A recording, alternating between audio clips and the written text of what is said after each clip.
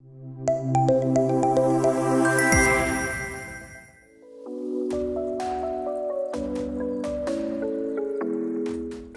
you warm and cheerful welcome on the behalf of Education Leadership Summit and Award 2023. Can we start this morning by bring some energy to the hall by putting up hands together? Let's do it. Come on, everyone. Thank you so much for joining us here this day. I'm your host, Priyanka Singh, and I am delighted and excited to welcome each one of you to this specially curated day. A day with full of conversation and sharing ideas on the role of education and the role in our society, in our country. Ladies and gentlemen, from Chanakya, Swami Vivekanand to APJ Abdul Kalam, each and everyone stressed on the importance of education in our lives. As Chanakya was rightly said that education is the best friend for each and everyone. Only the education can beat the beauty and the youth. And yes, ladies and gentlemen, only the education, it is a lifelong process. It is never-ending process. It starts when we born and it ends when we die. Yes, it is. It is a very beautiful process each and everyone can do in our life and can change not only our lives but the lives of so many people. So this conclave, this education conclave is very, very important for not only our society, not only for our country, for whole India. So we start this beautiful morning with the national anthem. So I request each and everyone, please rise for the national anthem and play it.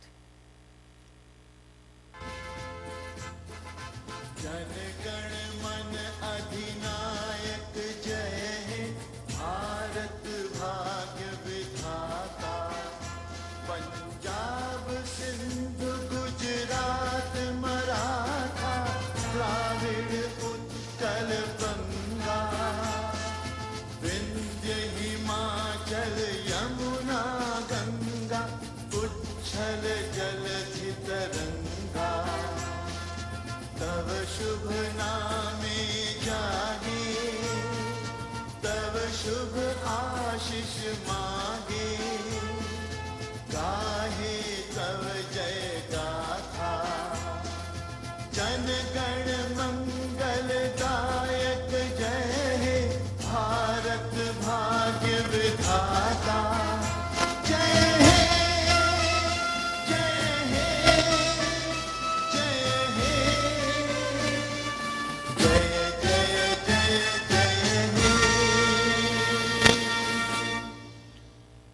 Bharat माता की, भारत माता की, भारत माता की. Thank you. So ladies and gentlemen, as we all know, to initiate anything auspicious, we always take the name of God. So may I request our honorable chief guest and all the special guests to kindly forward for lamp lighting. I would like to request Mr. Chandan Anand, founder, CEO and group editor. Please come forward, sir, and our distinguished guest. And we are very privileged to have with us, yes, ladies and gentlemen, Shri Temjen Imna along, Honorable Minister of Higher Education and Tourism, Government of Nagaland. I request Dr. Mrs. Pankaj Mittal, Secretary General, Association of India University, Professor Rajive Kumar, Member Secretary, AICTE MOE, Government of India. Our guest speakers, Kunwar Shekhar Vijendra, Chancellor, Shobhit University, Professor Dr. Madhu Chitkara, Pro-Chancellor, Chitkara University, Saba Kareem, Indian Head Public Sector, LinkedIn, Mrs. Monica Agarwal, Director Content, UNIVO Education. आओ चलें अंधकार से प्रकाश की ओर, पृथ्वी से आकाश की ओर, और एक प्रयास अज्ञान से ज्ञान की ओर.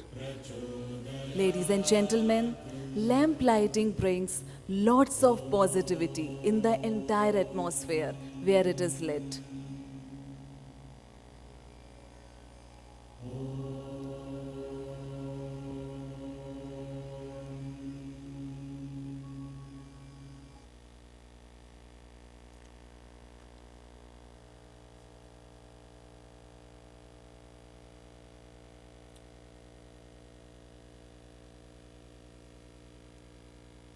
Privilege to call upon stage. So let us welcome with a big round of applause, ladies and gentlemen, Shri Temjen Imna along, Honorable Minister of Higher Education and Tourism, Government of India.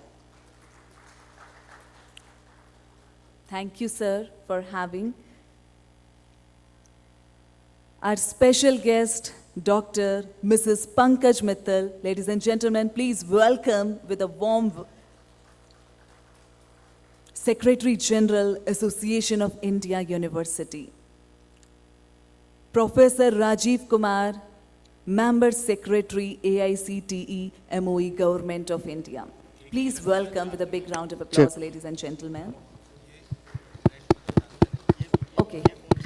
Our special guest, I would like to call on stage. Please welcome Mr. Kunwar Shekhar Vijendra, Chancellor, Shobhit University. Thank you, sir. Professor Dr. Madhu Chitkara, Pro-Chancellor, Chitkara University. Mrs. Saba Kareem, India Head, Public Sector, LinkedIn. Please welcome. Thank you, ma'am. And Mrs. Monica Agarwal, Director of Content, UNIVO Education. Please welcome with all our guests.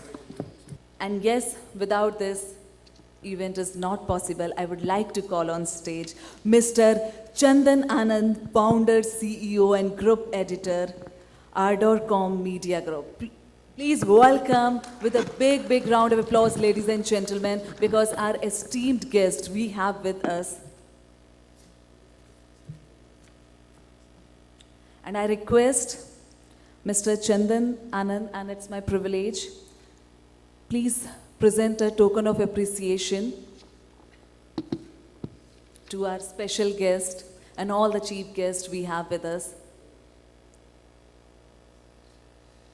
It's a gesture to show that how important their presence in this education summit.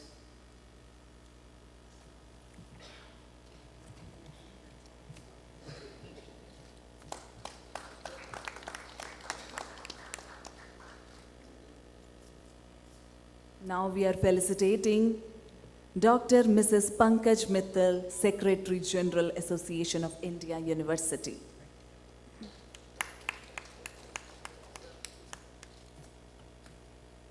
Professor Rajive Kumar, Member Secretary, AICTE, Ministry of Education, Government of India. Mr. Kunwar Shekhar Vijendra, Chancellor, Shobhit University.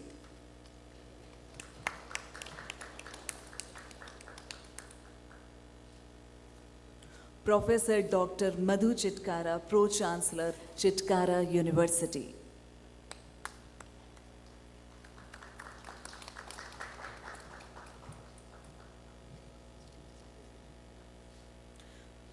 Mrs. Saba Kareem, India Head, Public Sector, LinkedIn.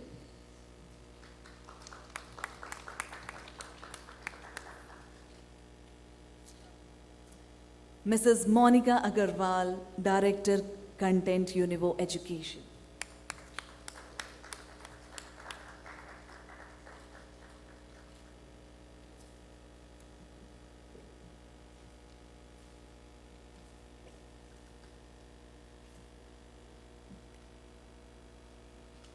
So thank you so much, ma'am and sir, for having us So, ladies and gentlemen, now we are going to start our inaugural session.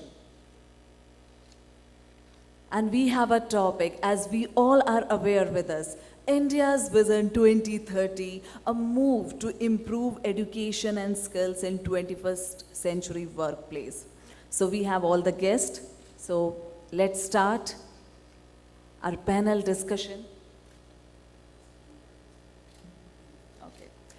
So I would like to call upon Dice, our distinct chief guest. Before I invite, first of all, for the welcome address, Mr. Chandan Anand, founder, CEO and group editor, ArdorComm Media Group. Over to you, sir.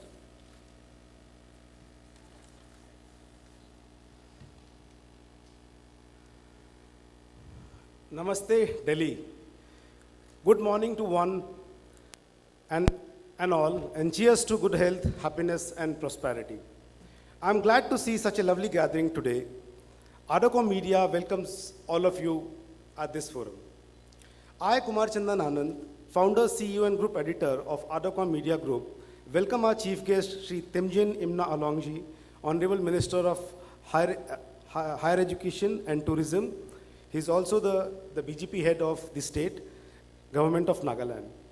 Our special guest, Professor Rajive Kumarji, I just had a call with him. He is on the way. He will be reaching any time in a minute or so. Dr. Mrs. Pankaj Mittal ji, Secretary General, Association of Indian Universities. Esteemed guest speakers, Kunwar Shekhar Vijendra ji, Chancellor, Shobhit University. Professor Dr. Madhu Chitkara ji, Pro-Chancellor, Chitkara University. Saba Kareem, India Head, Public Sector, LinkedIn. Monica Agarwal, Director, Content, UNIVO, Education. I welcome all eminent speakers, invited guests and delegates representing the education fraternity from Pan-India. We welcome our partners who have supported our mission of spreading the ideas of socio-digital transformation and innovation.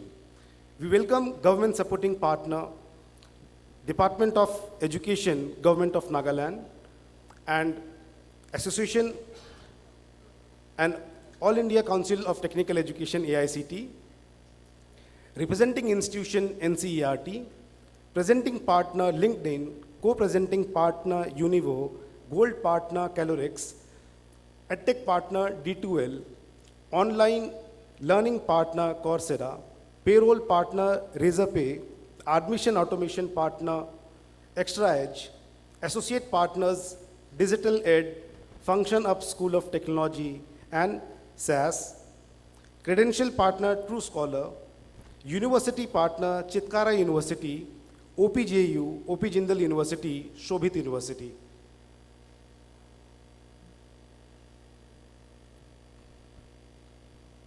School partners Bila Moria High School, Chitkara International School, Sanford World School. Can we please welcome and give a huge round of applause to our special guest, Professor Rajive Kumarji, Member Secretary, AICTE, Ministry of Education, Government of India. We welcome you in today's forum, sir. Please be seated, sir. I'm honored and obliged, instead of the condition of Rajiv, sir. He was so thrilled and excited to attend this forum. He couldn't skip to attend this, and understanding the names of our honorable ministers and the guests who are coming, he still managed to attend this event on right time. Thank you so much, sir. So it's an inspiration कि अगर दिल में ठान लिया तो फिर कोई चीज़ आपको आने से कहीं मना नहीं कर सकती है. You should just think of which is the right place, and if his presence will give a little bit of motivation to all of us, why not, sir? So I welcome all the eminent speakers, invited guests, delegates representing the education fraternity from Pan-India again. I'm also really grateful to many of our well-wishers, to name a few, like Dr. Prabhat Pankaj ji, Dr. Ardi Patijar, Dr. Maulishri Dubey ji, Professor Vikas Singh ji, Mr. Mahadev Jaiswal, Abhay Gupta, and many professors and lecturers and chancellors and vice chancellors who have been supporting me in making this physical symposium. because of which we have all gathered today. It is also helping us co-create this wonderful physical symposium of knowledge sharing, of education fraternity. And let me be honest to tell you, you have been encouraging and mentoring all of us in the right direction. I'm truly obliged and grateful to all the eminent guests. Your support and association give us strength, courage to host such an event in this big scale. I'm really grateful to all of you that you have managed to come along and attended this knowledge sharing platform physically from all over the country and mark your presence here. Dear all, can we have a huge round of applause for yourself? Thanks for making this up. The landscape of education in India is evolving rapidly, driven by the vision of India 2030 and implementation of NEP 2023. As the nation aspires to improve education and skills in 21st century workplace, the New Normal Education Leadership Summit and Award 2023, organized by ArdorComm Media Group today, serves a crucial platform to gather policymakers, government dignitaries, academicians, educators, edtech corporates, startups, and industry experts. This two-day event aims to facilitate the exchange of experiences, ideas, and innovations that have propelled the growth of education community. This will be a day-long event focusing on the topics relevant to higher education, skill education, technical education, tomorrow preschool, school, and again skill education. We will also witness the prestigious award ceremony and the felicitation ceremony when we proceed towards the end of the program. Before we start, let me invite your kind attention towards a small introduction of ArdorComm Media Group. ArdorComm Media Group is a growing media company enabling communities of education, HR, healthcare and wellness, governance, media, entertainment and art, abbreviated as MEA, to effectively advance their businesses and strategic interests by becoming their collaboration and growth catalyst. Our passion is to co-create, co-learn, and collaborate for innovation and socio-digital transformation. A short overview on how we started this media venture. When the overall industry was sailing across the VUCA phase of existence and survival during the peak of second wave of COVID-19, where the companies were in a cost-cutting situations or shutting down their operations, loss of jobs and uncertainty could be witnessed by many of us. A small foundation team dared to start this own media venture. We got incorporated 2 years back as a media startup and named the company as ArdorComm, where Ardor's dictionary meaning is passion, zeal, and Com stands for community and communication. Our 5 core values are aspiration, reimagination, digitalization, opportunity, and readiness, abbreviated as Ardor. We were able to extend employment opportunities to the deserving young candidates having strong will, skill, and zeal to work and outperform. With this, the journey as a social entrepreneur started. We as a team of passionate to take an effort in creating a positive change in the society by engaging community leaders like you. We aim to become India's leading and most desirable media voice by enriching communities with the ecosystem of knowledge-sharing platform, informative content, and news. I may be emotional today. This day is a very special for us. With your blessings and patronage, ArdorComm Media Group is celebrating its second anniversary by completing 2 years of learning and experiencing with lot of success and experience of lot of failures. Let us wish that this symposium will open the gateway of bringing back hopes and positivity among the teachers, academicians, educators in the entire education community who have been working really hard to ease the process of teaching, learning, and assessment in this VUCA phase. In the true sense, new normal. The summit theme will focus on India's Vision 2030, a move to improve education and skills in 21st century workplace. We have researched a lot and carefully chosen very interesting and relevant panel session topics. Our special guests and eminent speakers are the stalwarts of the industry who are shortly going to shortly going to witness some of the meaningful and great deliberations. And I'm hopeful that we will all enjoy, learn, and enhance our knowledge from today's panel sessions, roundtable discussions, and few of the industry presentations. And most importantly, we have an FB Live going on. It's very easy to search in your search bar of FB. It's ARDORCOMM space media, ArdorComm media. So we are going live. Everything is getting recorded. And let the people outside this hall also visualize and witness what is happening inside this hall. And thank you, ladies and gentlemen, for making this black and white hall so colorful and so beautiful. जाते जाते एक शायरी जो मैं हमेशा कहता हूँ, बहुत लोगों ने सुनी होगी, बहुत लोग के लिए नया होगा। मंजिलें हमसे हैं लेकिन मंजिलों से हम नहीं, मंजिलें हमसे हैं लेकिन मंजिलों से हम नहीं, ऐ मंजिल तू रुक वहीं, चल पड़े हैं हम पथ पर, और जिस पथ पर हम चल पड़े हैं पत्थर है वो मलमल नहीं, मंजिलें हमसे हैं लेकिन मंजिलों से हम नहीं. Thank you so much for being patient with us. Thank you, sir. Now it's my honor to call upon Dice.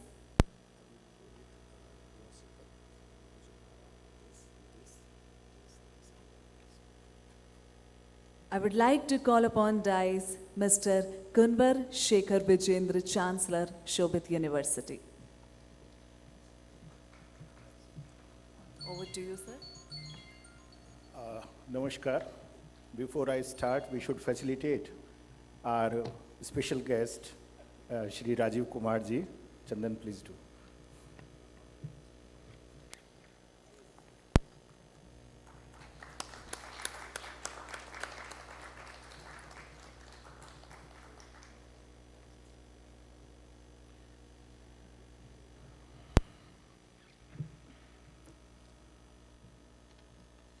Good morning, everybody. As Chandan was telling, today is an important day. One, it is important because a baby, which he thought will take a shape, is 2 years now. Congratulations, Chandan, for that. And otherwise also, it is a very important day because we have one of the most celebrated, most well-known, and most dynamic leader who is handling higher education and tourism in Nagaland with us today. Thank you very much, the chief guest of the day, Shri Temjen Imna sir, for being with us. To speak first is always good because you can speak anything, but it is bad also because you have to set the theme. The topic and the whole agenda has been taken India's Vision 2030. How India is going to move to improve the education and skill sets in 21st century workplace and otherwise. It's a big challenge, but with a very dynamic leadership on place, with right policies like national education policy, and with right intent. Definitely the move or the vision of 2023, what we look at, is a vision of Antodaya. Many of you must have heard about Antodaya. Antodaya is when the facilities reach up to the last man. जब अंतिम व्यक्ति का उदय हो जाता है तो अंत्योदय होता है. And if we look at our education policy, if we look at what we are doing from last so many years, especially last 1 decade, we are working in that direction. When we say that holistic education has to be there, when we say that we have to ensure that integration of technology should be there in education, so not only personalized learning can be there, but education can reach to the last mile, then definitely this vision is very, very big. And today I'm really happy to be a part of this today's summit because not only policymakers are here, regulators are here, but a lot of executors are here from academia, from industry, and I can see some young people also sitting here, those who are going to be benefited by it at later stage.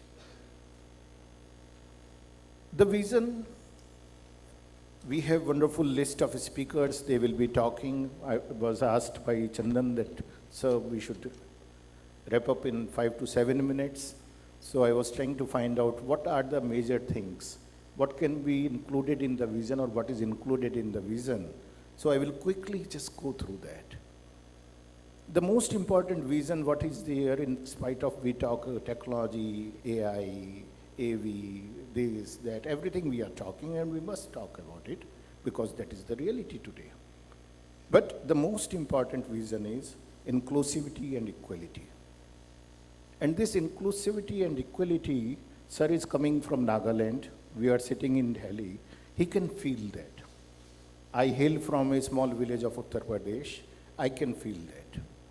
And our vision is, for which we all have to contribute, be it technocrats, be it educationists, that in education and skill sets, inclusivity and equality is there. And it is possible when we use technology more and more. Because it is not possible to take people around and in a village, now you come here, you teach here, but we can take the best pedagogy through technology to the villages and ensure that everybody is benefited. Cultivation of values. When we talk about holistic education in national education policy, it does not mean the only development of a person as a professional, but as a person also. This is the vision of 2030, where overall development has to be there. And when we are talking about holistic or value set, we have not only to teach digital skills, but we have to teach digital ethics also. And it means with technology also we have to be aware with our vision, and we have to ensure that ethics are also there, digital ethics are also there, so that we start working in that direction. Harmony with nature. We talk about sustainability, SDGs and everything. India's vision is that also, that by 2030, we have to have a harmony with the nature also. We have seen floods. We have seen a lot of crises in the recent past, just a few weeks back. Now, education and technology have to work in that direction. Where we say that teach environment in the classroom, the same way we have to see that how we can integrate technology there, that we do not only teach environment, we save environment, we work for the environment also, right in the schools, in the classrooms, in the universities, not only experts, but other people around, everybody talks about that. Lifelong learning, we all are talking about a lot. Lifelong learning is a mindset we have already discussed. People will be discussing about it throughout. We have some experts sitting, those who are expert in that area itself. Technologies such as AI, AR, VR can create very engaging and learning experiences. But those experiences, again, we have to take to those places also where technology still needs to be enhanced, where we have to take it. This is the vision of 2030 for me, which is going to help much. Holistic development, I have already discussed, and I have told digital platforms, they can help a lot in not only learning, but in giving also. And that vision, I'm sure that today, whole day, there are wonderful sessions we'll be discussing and we'll be talking about. Inspiring innovation and entrepreneurship. This is one of the agenda. Honorable Prime Minister also said that we have to ensure that every youth can think to create next big thing. And what that next big thing is, it is not only unicorns. It is that next big thing which contributes in the local society also, which has social impact also. Because one unicorn sitting in Delhi, Mumbai, Bangalore, here and there, cannot serve the purpose what issues may be there. So when we talk that we have to inspire innovations, we have to inspire entrepreneurship, we have to ensure that everybody talks about it, everybody do about it. I think in coming years, by 2030, we have to ensure that all these entrepreneurship, all innovations, all research has a social impact, a local impact also. It should not be like startups. A lot of startups have come up, and every day they are coming. But when I talk to maximum of the startup, they say थोड़ा सा बड़ा हो जाऊं, funding मिल जाए, बेच दूं और बाहर आ जाऊं. So the total purpose is to quit. And when I start something even very big with a vision to quit, so definitely things are not going to change. So in NEP also we talk about, Honorable Prime Minister also talks about, we also talk about, today also we will be talking about, but implementation part has to go beyond this hall, and I am sure that it will go through all of you.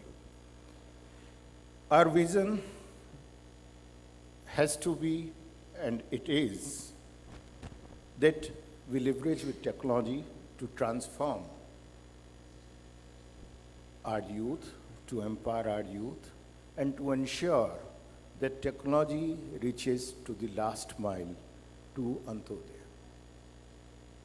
And I'm thankful to Chandan that today, during this whole day exercise, it is not only about India's Vision 2030, it is bridging the education to employment also. We will be talking new age technology, a boon of e-learning will be there, interactive learning in the digital age, a lot of things we will be talking, and very important, how can NEP 2020 help build in a skilled workforce.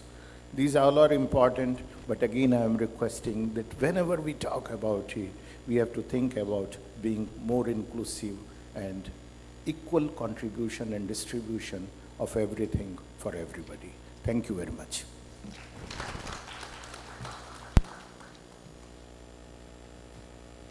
Thank you, sir, for sharing your ideas with us. Now, I would like to call upon Dice Professor Dr. Madhu Chitkara, Pro-Chancellor, Chitkara University. Over to you, ma'am.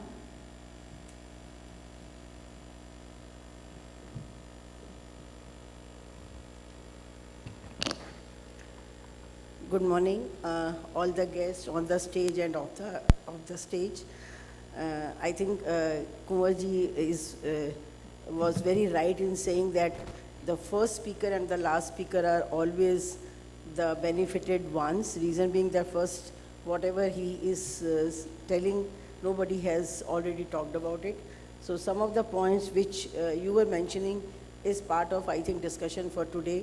And it will be good that if, after listening to all of us, because many speakers are there, we should come up with some of the outcomes where what we can do best about our vision, what will be India in 2030. I will give you one example because many things were mentioned by Kumarji. For the last month only, there was a summit for Times Higher Education in Hong Kong.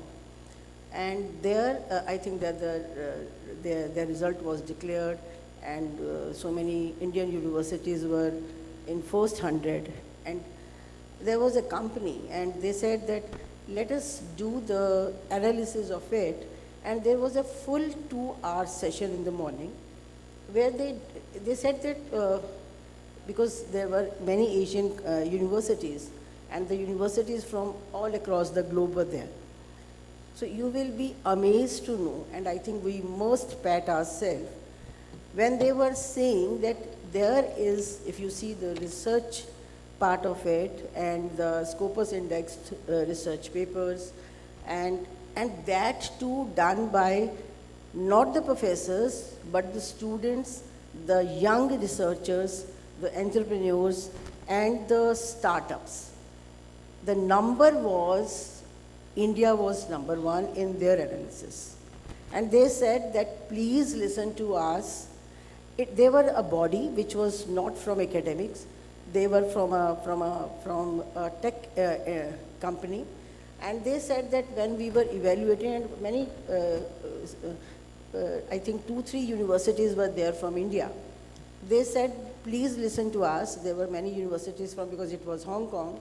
So Chinese universities were there, universities from Singapore, then it was in New Zealand, then US. So all the universities were there, and they said that please make sure, and 2030 is a year for India. So I think we all must appreciate that young people, young scientists, young entrepreneurs, young startups, they all will be in India, and there is a scope. So they were saying that you have to look up to country like India, which we were ignoring, because now China was way behind from India, Japan was way behind, and there were many Japanese professors, and they were also when seeing the Indian curve. So I think now 2030 is for us. So for that, all the universities, all the people, because now here in this room, there are people from academia, there are people from regulatory bodies, there are people from industry. And I think some of the students are also seeking. So all the stakeholders of education are sitting here, and we should take that pledge that we all should be part of it, where we have to make 2030, because we are, at present, everybody is looking up to us because of the population, because of the young population, not the only population, but the young population. And if you see the startups. So when I was just going through this topic, and before giving my explanation of this, I must appreciate the efforts of Mr. Chandan. Sir Rajiv sir को मैंने पूछा कि sir आपको बहुत मुश्किल हुई, कहते नहीं, चंदन ने बहुत प्यार से बुलाया था. मैंने बाकी लोगों से पूछा, कुंवर जी ने भी यही बोला. And we were having, there is, you know that North is at present is facing lots of problem of flood. So our university is all in water. But because of the Chandan, there is a love and affection for all of us that I am here. I am very short of words because we are becoming very emotional. Our university is in a very bad shape.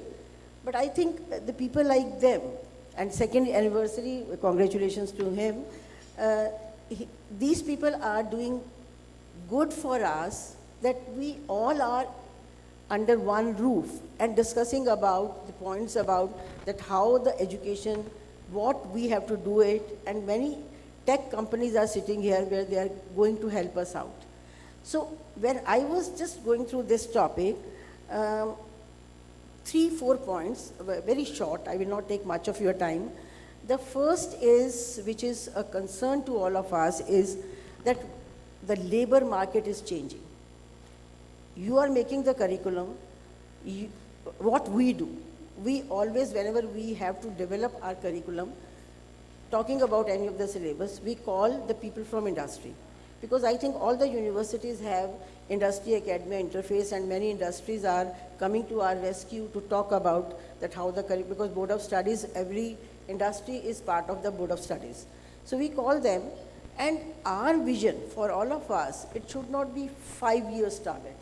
We should not make our curriculum which is 5 years, or for 10 years, or for 15 years. Because those skills are changing after every 5 years.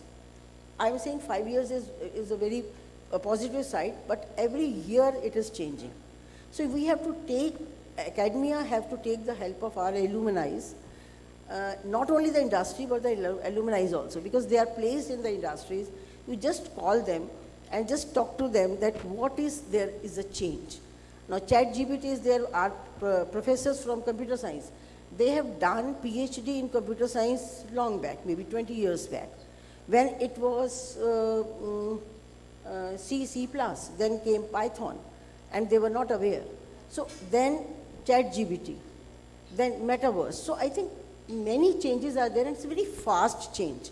So we have to see that when you are creating for those, and the Board of Studies are there, so how the curriculum is to be made, who all should be part of that. So one point is this, that we should be very alert in making the curriculums. It should be very, very flexible. it should be according to the need of the society and according to the need of the industry. The second point which came to my mind was upskilling the faculty, which I was telling. It is very connected to that. How we have to upskill the faculty. If they are not ready for it, I am also a teacher. We are not ready for it, but we have many scopes now. Online education is there. We have many platforms where we can learn on our own and according to our own wish and speed. So I think they should be motivated for it. How we will motivate, it is the point to be discussed amongst the leaders, that how we have to motivate the professors, how we have to. I did my graduation long back. When I did my PhD, my graduation was in 75, 76. And we did Pascal, Cobol, Photon. And now when you talk this about your grandkids, they will laugh because they don't know what was. So it is a change which is happening every day. So we have to upskill our professors, our industry people, that there is a change. This is the second point which we all have to understand, that how we will do it, and during the discussions I think we can talk about it. The third is that everybody is talking about 17 sustainable goals, how we have to achieve that, and there is again a target. So I think every university is doing something or the other in sustainable goals. So how you have to make it a part of your activities, how it is to be very important factor, sorry. So how you have to do that. And the fourth point, which is very important, is that, the fourth point which is very important is that how to use the online platform, how to use the digital content, and for that we are expert. How we are expert, because pandemic was, it was a crisis, but we had asked for the opportunities from it, and now we know that how to use those. So that is why the hybrid learning is important. So these are the points where, while using this, 2030 will be, I think it will be very progressive for all of us, and in sitting in this hall, we can discuss, roundtable sessions can be done, and we will request Chandan that whatever will be the results of those sessions, I think that can be given as a white paper to the regulatory bodies. Rajive sir is there, Pankaj ma'am is there, so we can give them, and that can be implemented, and that can be a great force on part of the Chandan, that this conference can give a very great outcome. So thank you very much for giving this opportunity to all of us to sit together in a hall, and luckily all the stakeholders are there. Last but not the least, I'm very, very thankful to our chief guest. I'm meeting him second time, and I think if you are following him, you can follow his posts very, you can say, you get many ideas from his posts, and he is very popular giving those ideas on his Instagram, LinkedIn. So I think you must try to follow him, and you will get many ideas from that. Thank you once again, and thank you for giving this opportunity. Sorry for my bad throat. Thank you so much, ma'am. Now I would like to call upon DICE, Mrs. Saba Kareem, India Head, Public Sector, LinkedIn.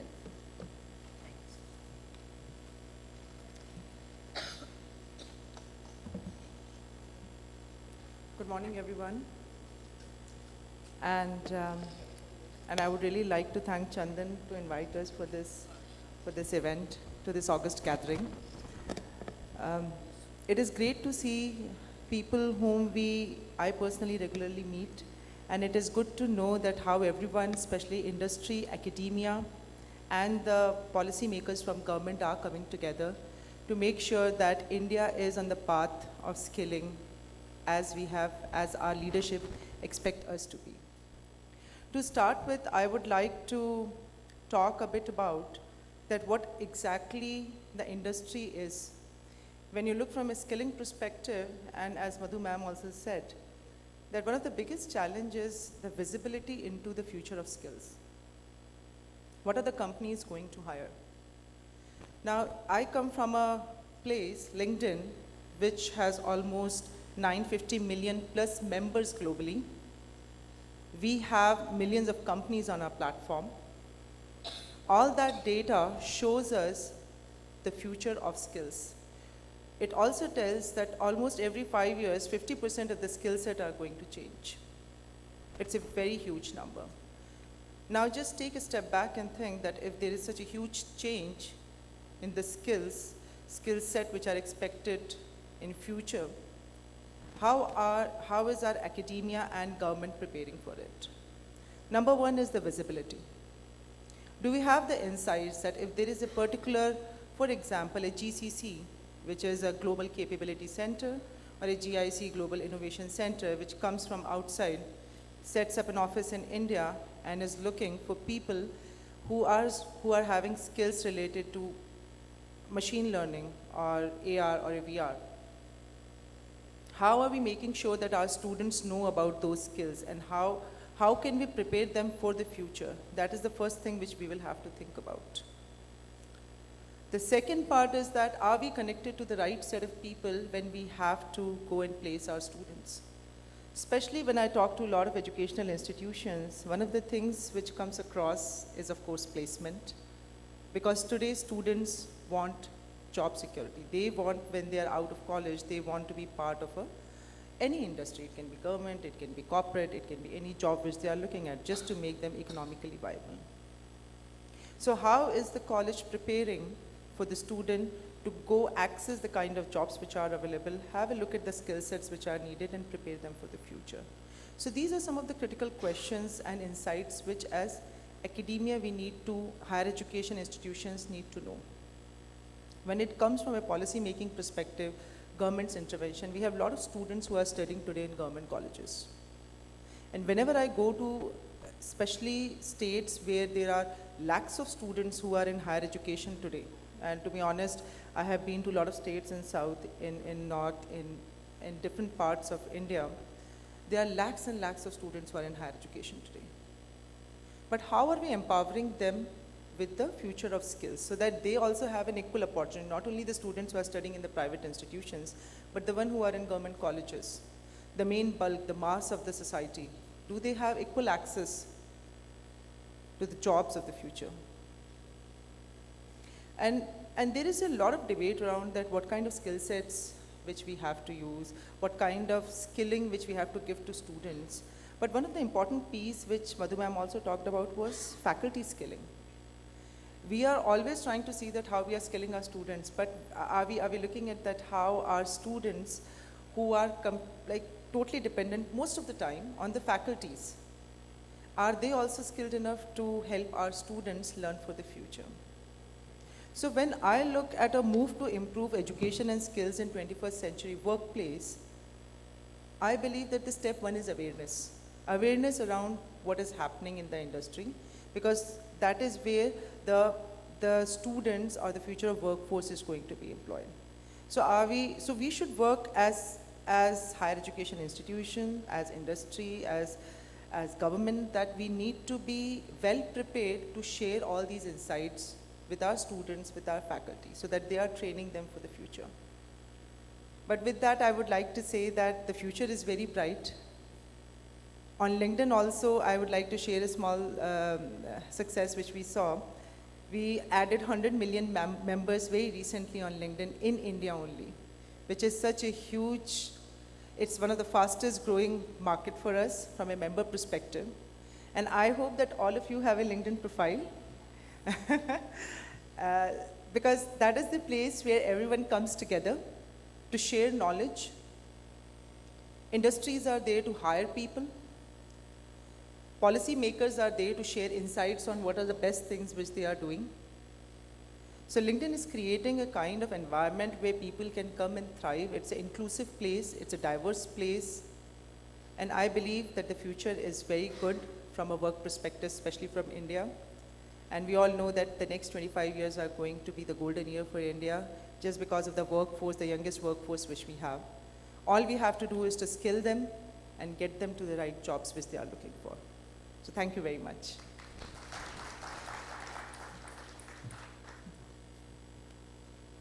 Thank you, ma'am. Now I would like to call upon DICE, Mrs. Monica Agarwal, Director, Content, UNIVO Education.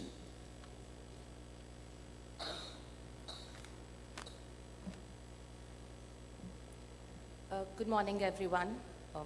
It is a pleasure to be here with you today to discuss about redefining education and 21st century skills. The education sector, which plays a very important role in economic development, experienced a surge in online education during the pandemic. The sudden and unprecedented requirements that were raised by the pandemic were satisfied by the rapid establishment and growth of many forms of online education methods, such as video-assisted, remote learning, on-demand learning, immersive learning, and so on. According to the Government of India's Economic Survey 2021-22, the gross enrollment ratio in higher education increased from 26.3% in 2018-19 to 27.3% in 2020-21. I think this can be attributed largely to the improvement of online learning modes ubiquity. Now we have moved towards normalcy, but the online education market in India is still witnessing growth, and it is projected to be at $2.28 billion by 2026. Now this is a compound annual growth rate of around 20%. But so much more is yet to be done. Just bringing learners on the digital platform is not enough. There are some other key aspects that should also be considered. First off, this being collaboration. Many of us are used to, on-demand, on-campus education, which provides face-to-face interaction, hands-on learning, and a vibrant campus environment. Replicating and integrating these offline experiences into online learning is very important, and therefore we need to build and embed interactive and collaborative environments in online learning. The second aspect to be considered is employability. Technological advancements will make many currently available jobs redundant in a few years. However, for the same reason, many new jobs with very different skill sets would be created. We should foster learning that caters to the skill demands of the industry and enables people to take up these jobs. The final aspect is technology. We should be able to leverage technology to provide seamless learning experience with immersive and engaging lessons, interactive discussion forums, and more responsive faculty engagement in virtual environment.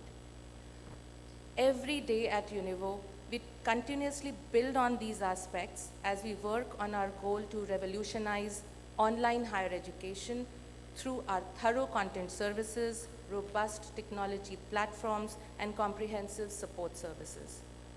And our initial endeavors have been successful in this. We have been able to provide effective learning experience and well-rounded educational journey to our learners. I think this is just a start of the journey. There is much more we can achieve in the online learning community. And for that, it is important that educationists, academicians, and industry partners come together to synergize. So I look forward to hearing all the thought leaders present here and work together towards transforming the education landscape. Thank you so much.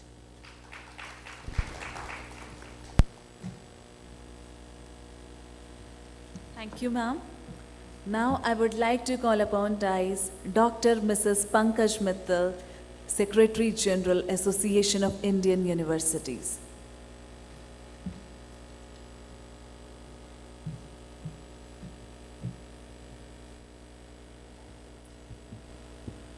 Thank you very much, Chandan, for organizing this and giving me an opportunity to be a part of this gathering. A very good morning to all of you. The Honorable Higher Education Minister of Nagaland, Mr. Along, I was just talking to him whether I should be speaking in English or Hindi. I mean, I basically wanted to know whether he understands Hindi or not. He said, I understand. I said, if you understand, then everybody in the hall would be understanding. So let me speak in Hindi because we are talking of a new normal. And one of the biggest new normal is talking in your mother tongue. That is what the National Education Policy says. And why I also started speaking in Hindi, I mean, where the gathering is such that who can understand Hindi, I thought I should speak in Hindi because I read a poem from Pietam se Pitam which says, तुम स्वतंत्र कहते हो खुद को, बोलो किस परिभाषा में. तुम स्वतंत्र कहते हो खुद को, बोलो किस परिभाषा में, हस्ताक्षर भी करते हो एक विदेशी भाषा में. So when I read this poem, I thought this is bad. We should be speaking in Hindi. We should be talking in Hindi means in our mother tongue. हमारे को signature mother tongue में करना चाहिए. और जहाँ ऐसा audience हो वहाँ हिंदी में बात करना चाहिए. And I do feel that everybody here understands Hindi. And जब हिंदी में बात करते हैं तो मुझे लगता है दिल से दिल की बात होती है, ज़्यादा समझ में आती है, ज़्यादा अच्छा लगता है. पर फैशन है कि इंग्लिश में बात करो, अगर इंग्लिश में बात नहीं करो तो लगता है कि शायद इसको इंग्लिश आती ही नहीं, इसलिए पहले इंग्लिश बोल के दिखाना पड़ता है इंग्लिश आती है. पर Hindi is my preferred language. So हम न्यू नॉर्मल की बात कर रहे हैं. जब हम न्यू नॉर्मल की बात करते हैं तो मतलब आज के बच्चे और पहले के बच्चों में फ़र्क क्या है, मतलब व्हाट इज़ द डिफरेंस कि उनके एस्पायरेशंस क्या हैं. आज के बच्चों के एस्पायरेशंस क्या हैं. आज के बच्चों के एस्पायरेशंस हैं कि वो इनोवेटिव होना चाहते हैं, वो क्रिएटिव होना चाहते हैं, वो नए नए एरियाज़ एक्सप्लोर करना चाहते हैं, वो प्रॉब्लम सॉल्वर्स होना चाहते हैं, वो सॉल्यूशंस ढूंढना चाहते हैं, वो टीम में काम करना चाहते हैं, टीम लीडर बनना चाहते हैं, वो सक्सेसफुल होना चाहते हैं, रात बहुत जल्दी सक्सेसफुल होना चाहते हैं. तो ऐसे बच्चों के एस्पायरेशंस को हमारे हायर एजुकेशन इंस्टीट्यूशंस कैसे पूरा करेंगे. तो मुझे लगता है कि national education policy is a answer to those aspirations. National education policy के पास तरीके मौजूद हैं जिससे कि वो उन सारी एस्पायरेशंस को फुलफ़िल कर सकता है. रादर मुझे तो ऐसा लगता है कि अगेन एक स्टोरी जो मैं बहुत ऑफन सुनाती हूँ बहुत सारी कॉन्फ्रेंसेस में कि आइंस्टाइन ने 1905 मतलब आज से 100 साल से पहले 1905 में अपने बच्चों को एक क्वेश्चन पेपर दिया. और जब उनके टीचिंग असिस्टेंट ने वो क्वेश्चन पेपर देखा और वो दौड़ के आइंस्टाइन के पास आया कि सर कोई गड़बड़ हो गया है, कुछ गलत क्वेश्चन पेपर चला गया है. उसने कहा कैसे, क्या गड़बड़ हुआ. ही सेज सर पिछले साल भी इन्हीं बच्चों को सेम क्वेश्चन पेपर दिया था, इस साल भी सेम क्वेश्चन पेपर, कुछ गलत हो गया सर. तो आइंस्टाइन मुस्कुराए, उन्होंने कहा कोई गलती नहीं है, questions are the same, answers are different. क्यों? क्योंकि 1904 में आइंस्टाइन ने 4 पेपर छापे थे which are known as annals of physics education. और उसमें रिलेटिविटी की बात की थी, उसमें ब्राउनियन मोशन की बात की थी, E=mc², सब उन 4 पेपर्स में था. तो which change the very paradigm of physics education. पूरा फिजिक्स एजुकेशन बदल गया था, इसलिए questions were the same, answers were different. Similarly before NEP and after NEP questions are the same. क्या पढ़ाना है, कैसे पढ़ाना है, कैसे बच्चों को असेस करना है, कैसे इवैल्यूएट करना है, कैसे उनको एम्प्लॉयबल बनाना है, कैसे उनमें स्किल इंटीग्रेशन करना है. Questions are the same but answers बिल्कुल बदल गए हैं, टोटली बदल गए हैं. We are talking of education for the future. Education of the future की जब हम बात करते हैं तो आज से 10 साल बाद से इवन 2030 में जॉब्स किस एरिया में होंगी. जॉब्स होंगी आर्टिफिशियल इंटेलिजेंस में, जॉब्स होंगी इंटरनेट ऑफ थिंग्स में, जॉब्स होंगी रोबोटिक्स में, जॉब्स होंगी ड्रोन्स में, जॉब्स होंगी स्पेस टूरिज्म, रादर अब तो सबमेरीन टूरिज्म भी आ गया है. जॉब्स होंगी I mean totally different sector. जो अभी हमने augmented reality, virtual reality, artificial intelligence, कुछ भी I mean jobs will be totally different. थोड़े दिन पहले एक बच्चे से हमने पूछा कि ChatGPT जानते हो. उस समय तक वो नहीं जानता था, ज़्यादातर बच्चे अब जानते हैं. तो उससे मैंने बोला नहीं ChatGPT नहीं जानता हूँ. तो मैंने कहा ओके तो आप बनना क्या चाहते हो. He says I want to be a coder. मुझे प्रोग्रामिंग करना बहुत अच्छा लगता है, मैं कोडर बनना चाहता हूँ. तो आई सेड अच्छा ठीक है, तुम बताओ प्रॉब्लम स्टेटमेंट और लैंग्वेज बताओ किस में कोड लिखना है, मुझे सारी लैंग्वेजेस आती हैं. तो उसने कहा अच्छा. तो उसने एक प्रॉब्लम स्टेटमेंट बताई, उसने कहा C++ में इसका कोड लिखो. मैंने ChatGPT में डाला और 1 मिनट में उसका कोड लिख के आ गया. तो ही सेज ये तो ठीक लिखा है. तो आई सेड कि अब बताओ एम्प्लॉयर तुम्हें हायर करेगा कि ChatGPT से कोड लिखवाएगा. तो अगर तुम्हें अपने आप को हायर करवाना है तो अपने आप के अंदर कोई अलग तरह की स्किल्स लानी पड़ेंगी ना, कुछ इस तरह का जो चैट जीपीटी नहीं कर सकता, कुछ क्रिएटिव, कुछ इनोवेटिव। तो वो ही हमारी यूनिवर्सिटीज़ को करना है कि जो फ्यूचर स्किल्स हैं उनको उनके अंदर कैसे इनकलकेट करना है, not only in terms of curriculum but also in terms of how we teach. Like most of the universities, I don't know how many people here are from the universities, पर हमारी specially जो हमारी government universities हैं, most of the universities में lecture method सिर्फ पढ़ाते हैं, but teacher class में लेके अपना नोट्स या बुक या कुछ भी या इवन पीपीटी लेके पढ़ाते हैं, बच्चे सुनते हैं, घर पे जाके उसके ऊपर मनन करते हैं. विदेशों में क्या होता है, बच्चे घर से पढ़ के आते हैं, उनको एडवांस में दिया जाता है, चाहे वो ऑडियो, वीडियो, टेक्स्ट हो, और क्लास में क्या होता है, सिर्फ discussions, application, problem solving, analysing, rationalising, reasoning. तो समझ में ज़्यादा आता है. मतलब बच्चे घर से पढ़ के आते हैं, क्लास में मनन करते हैं. हम क्लास में पढ़ाते हैं, बच्चे घर पे जाके मनन करते हैं, जो इतना इफेक्टिव नहीं है. तो नेशनल एजुकेशन पॉलिसी में कहा है कि हमें पढ़ाने का तरीका बदलना पड़ेगा. पढ़ाने का तरीका इस तरीके से करना पड़ेगा कि रोट लर्निंग के ऊपर एम्फेसिस ना देके हमें एम्फेसिस देना पड़ेगा कि कैसे बच्चों को समझ आए, कैसे उसको अप्लाई करना है. हम बच्चों को छोटी छोटी चीज़ें पूछते हैं, वो नहीं पता होते. Even like I was the vice chancellor of a women university in Haryana, so we were having interviews for the teachers, means these were teachers, और उनको इतने basic questions नहीं पता. For example, English teacher का interview था, हमने कहा एक आपको sentence बोलती हूँ, उसमें बताओ the dancing teacher is dancing to teach dancing. तो इसमें dancing 3 बार आया. बताओ which part of speech is this, कौन सा verb है, कौन सा noun है, कौन सा क्या है. That English teacher is not able to tell कि the dancing teacher is dancing to teach dancing. इसमें तीनों dancing what part of speech है. एक टीचर से हमने पूछा okay tell me Newton's law of cooling, उसने न्यूटन्स लॉ ऑफ कूलिंग बताया. पर हमने पूछा ओके मैं नहाने जा रही हूँ, एक बाल्टी में गर्म पानी है, ठंडी पानी है, बीच में मम्मी ने आवाज़ दी कि भाई अभी थोड़ी देर बाद नहाना, पहले ये काम कर लो. तो मुझे बताओ पानी मिक्स करके रखना चाहिए कि अलग अलग रखना चाहिए, किस में मुझे ज़्यादा गर्म पानी लगेगा. न्यूटन लॉ ऑफ कूलिंग लगाओ और बताओ किस में बेटर रहेगा. The teacher who is coming for the physics interview, physics के टीचर के इंटरव्यू के लिए, वो मुझे नहीं बता पा रहा है. तो अगर हम इस तरह के टीचर्स अगर खुद नहीं जानते होंगे तो बच्चों को क्या पढ़ाएंगे, और बच्चों को किस तरीके से पढ़ाएंगे. तो बच्चों को पढ़ाने का तरीका has to be something totally different. उनको अगर रटाना है कि हाँ ये थ्योरम रटो, ये लॉज रटो, ये थर्मोडाइनमिक्स है, ये है, तो नहीं होगा. तो हमें बहुत ज़रूरी है कि उनको इस तरीके से पढ़ाया जाए कि वो सीखे. और सिमिलरली उनका असेसमेंट एंड एवेल्यूएशन वो कैसे करना है, that is also very important. हम असेसमेंट एंड एवेल्यूएशन में जो 3 hour examination at the end of the semester करते हैं, मुझे नहीं लगता कि उससे बच्चों को कुछ समझ में आएगा. और उससे बच्चे मतलब जो जॉब की दुनिया में जब हम कहते हैं कि हमारे देश के लिए अनएम्प्लॉयमेंट इशू नहीं है, अनएम्प्लॉयबिलिटी बड़ा इशू है कि they are not employable because they are not able to apply their knowledge. जो उन्होंने सीखा उसको अप्लाई नहीं कर पा रहे. जब अप्लाई नहीं कर पाएंगे तो मतलब जॉब सिनेरियो में तो बिल्कुल अलग तरीके से काम होता था. इसीलिए हमारे बहुत सारी जगह फिनिशिंग स्कूल्स का कॉन्सेप्ट है कि जो बच्चे पढ़ के आए हैं उनको पहले फिनिश प्रोडक्ट बनाना, उनको फिनिशिंग स्कूल, उनको ट्रेनिंग कराएंगे, उनको जॉब करने के लायक बनाएंगे, फिर उनको जॉब्स मिलेगा. तो क्या ये फिनिशिंग स्कूल्स जो हमारे करिकुलम है उसमें इंटीग्रेटेड नहीं होने चाहिए? होनी चाहिए. तो हमारे को बच्चा ही ऐसे प्रोड्यूस करना है जो एम्प्लॉयबल हो.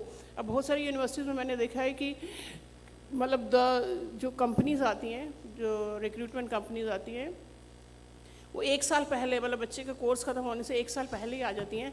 what basically they do is they pick up bright children, जो भी ब्राइट है, जिनमें सीखने की क्षमता है, और उनको लास्ट का 1 साल जो उनको अपनी कंपनी में कराना है उसी के ऊपर ट्रेन करते हैं और उनको एम्प्लॉय करते हैं. तो पर बच्चा क्या एक ही जॉब के लिए तैयार होना चाहिए? बच्चा तो ढेरों जॉब्स के लिए तैयार होना है. बेसिक स्किल्स होनी चाहिए बच्चे में. पर that type of things are happening क्योंकि हर एक को अपना प्लेसमेंट दिखाना है कि हाँ मेरा प्लेसमेंट अच्छा. प्लेसमेंट कैसे दिखाएंगे? जब कंपनीज आएंगी, रिक्रूट करेंगी और बड़े बड़े पैकेजेस देंगे. And this package also is a very big business now days कि 2-4 बच्चों को बड़े बड़े पैकेज मिल जाते हैं, 1 करोड़ 2 करोड़. बाकी बच्चे डिप्रेशन में चले जाते हैं कि हाँ भाई उसको 1 करोड़ का मिल गया, मुझे तो कुछ मिला ही नहीं. मैं उनको ऐसा लगता है सेल्फ वर्थ उनका ख़त्म हो गया. तो मुझे ऐसा लगता है कि when we talk of new normal we should talk of everything, whether it is curriculum, whether it is way of teaching, whether it is how to conduct research, how to do collaborations, international collaborations, how to even have more women in the higher education space. Like last week we did a conference of women vice chancellors of India. Can you imagine out of 1100 universities how many women vice chancellors are there? 75, 7%. And then we also realized that in most of the convocations we go, जो winners हैं, gold medalist हैं, वो कौन है? Women है. Gold medalist, first prize, second prize, third prize, पूरा सब women का line होता है. Boys तो बड़ी मुश्किल से आता है. Boy अगर कोई आता है stage पे, तो उसके लिए special तालियां बजती हैं कि भाई आप भी आए हैं इस first, second, third की रेस में. But where do these women gold medalists go जब VC बनने की बारी आती है? कहाँ चली जाती हैं सब? तो इतनी सारी चीज़ें हैं जिसके ऊपर हमें सोचना है. When we talk of new normal, we should talk of inclusive education. Inclusive means including women also. So, Chandan ji, new normal पे बात करोगे तो बहुत कुछ करना पड़ेगा, बहुत कुछ. और सरकार सिर्फ नहीं करेगी, हम सबको करना है. हायर एजुकेशन इंस्टीट्यूशंस को करना है, लीडर्स को करना है, टीचर्स को करना है, स्टूडेंट्स को करना है, हम सबको करना है. And when we do this तो न्यू नॉर्मल आएगा ही आएगा, बिल्कुल आएगा. So with this, I will just end my talk. Thank you very much. Thank you.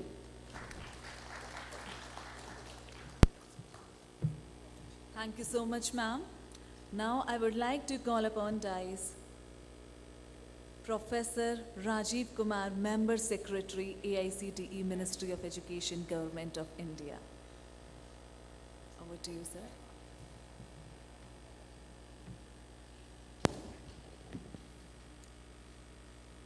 Honorable Minister of Higher Education, Nagaland, Shri Alongji,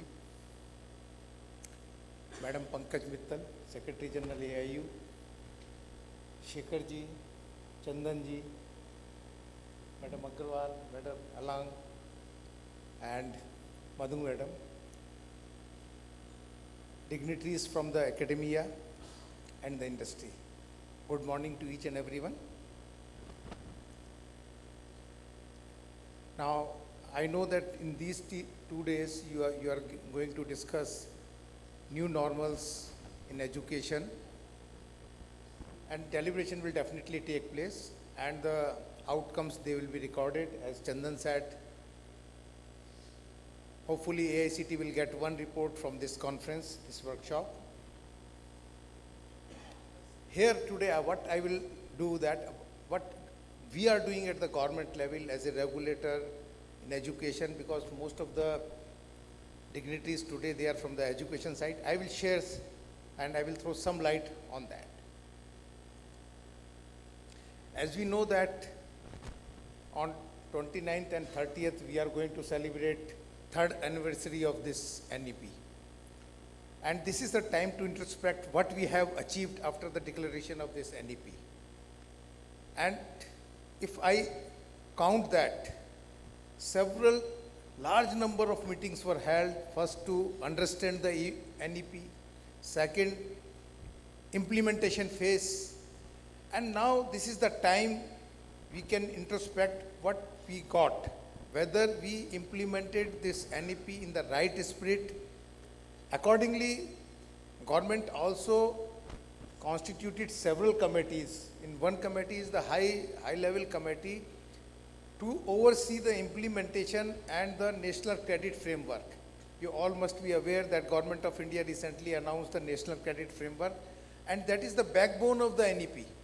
That credit framework is the backbone of NEP. Now, this Government of India has announced it. Now, the ultimate responsibility lies on colleges, on universities, on the regulators, how we are implementing the provisions and the freedom given in all such policy document. I will share one example where we are getting large number of queries and concerns also from our institutions, that how we can bring this multiple entry and exit in our institution. I think this is the burning question. Everybody, I hope you will discuss this question in your Delhi also. We have given some provision that someone is, if executing in the engineering program after 1 year, you give UG certificate, and after 2 years you give undergraduate diploma, 3rd year you give the undergraduate degree, BSc or BVOC, and 4th year, whatever degree you are giving, like BTech, BE, we talk about the engineering programs. But the concern is that if somebody is coming to is entering in the education system, say somebody wants to enter in the IIT, question is coming, not coming in the normal institutions. Question is coming, If some students wants to enter in the IIT in the third year, in the second year, how you will enter? What are the provisions? So lot of deliberations, discussions are going on. But I know that this type of problem is not there in general institution, but in institutions of national repute, where large number of students are aspiring to get a seat, how we will implement the entry provision. Exit is there, exit is all right. But entry is a question, million dollar question we have to address. We are working on that. We have given some solutions to our IITs, and definitely one solution cannot fit to each and every problem. This is the core of this NEP. You have to innovate for each and every solution, and the innovation can be done at the institute level. So that's what, wherever I am going, I am requesting that we should have very dynamic academic bodies who understand the provisions of whether it is NEP, whether it is National Credit Framework, whether it is Academic Bank of Credit, and has a courage to implement all such provisions in the institute. Because when you are doing something new, lot of resistance comes within your peers first. Within your peers, when you take some initiative, your friends in the committee, they will resist it. But you have to, the leadership must understand what is the genesis of this NEP, what is the genesis of this NCRF, and has courage to take implementation. And he should actually convince those who are questioning these provisions, new changes in decision making. So this is one thing which is very, very important. And some of the speakers talked about the future skills of students as well as how to train teachers. That was the issue, Madam, you pointed out. I will like to share that we all know the new technologies, and Madam said that the technologies are changing so fast, so rapid, that the life of the technology is not more than 5 years. Life of a technology is not more than 5 years. That is true. And adopting the technologies in curricula by the institutions, having a life of 5 years, it's a very, very difficult task because I'm coming from the academic institution. Once we understand what is the new technology, then we take time to implement, bring that technology into the curriculum. By the time we bring the technology in the curriculum, the technology is obsolete. So this is happening so rapid. So bringing all such things in the curriculum is very, very difficult. So now what is the solution?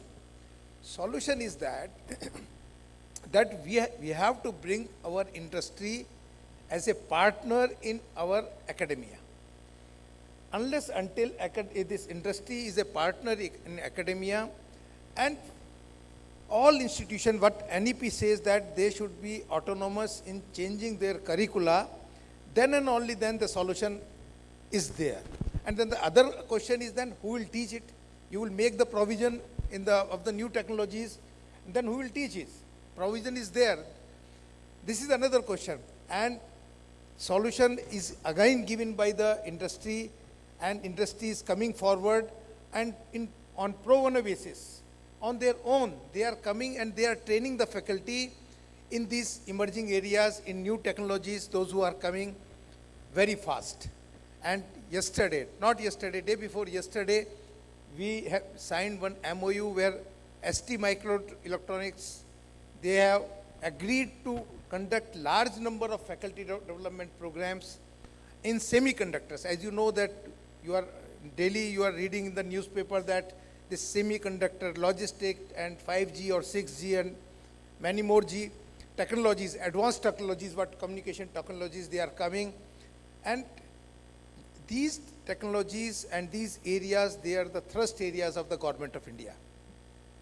And we have given approval, apart from the usual approval, to 100 colleges, more than 100 colleges, we have given courses in VLSI, advanced communication technologies, and logistics. So in these three areas, we have given special seats to the colleges, those who have these facilities and expertise. to run these programs. So again, we are facilitating these institutions, we are training their faculty, we are helping them through industry to establish state-of-art laboratories in their institution in these thrust areas. So this is one way where our institutions, they have to think, they have to have collaboration, they have to make partner from the industry, and accordingly they have to make changes in their curriculum. This is one important part. Another important part, Madam Mittal also touched, that is internationalization of the education. I also discussed it with Chandan when Chandan met me, that you should have 1 or 2 sessions on internationalization, because institutes are there struggling to get, because government is talking, always talking that you should have more international collaboration. So you provide some forum where institutes can interact with our international partners, and they can have understanding for MOUs for various things, whether it is faculty exchange or students exchange. Our students can go there for 1 semester or 1 month or so. Similarly, vice versa, they can come, foreign students can come to our institutes. So these are the areas we can work. I hope you all are aware of these issues. Problems are there, but we have to find out the solutions of these problems on our own. And the ultimate thing is that we have to learn from the best practices of the others. So we should share the best practices with others, and we have to learn from the best practices of the others. Unless until this type of collaboration and teamwork is, if this teamwork is there, I hope we will be able to achieve as far as implementation of NEP is concerned in a very short time, because most of the institutions, they have implemented most of the part of the NEP in their institutions. With all these words, I wish a great success of this 2 days conference, and deliberation definitely will help all of us, and my good wishes are there. And wherever there is a help required from AICTE, you can contact. We are always willing to provide help to all organizations, whether it is industry, academia, faculty or students. We are always open. So with these words, thank you very much. Namaskar. Jai Bharat. Thank you, sir. Ladies and gentlemen, Indian education system is one of the largest system in the world. And this is possible just because of the leaders, educators, and the researchers like we have with us today, as you all know. And we have seen the recent remarkable example from last week only. Yes, I'm talking about Chandrayaan-3 mission.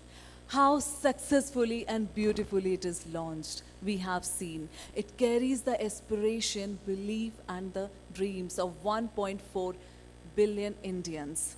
And today, this education summit is very, very important for all over the society, for the change of the society, because here we share the ideas and the people from all over the section of society, whether from education, corporate world, leaders, political leaders, because each and everyone has an opinion to change. Each and everyone has a mind to aspire and to have something new contribute to the society.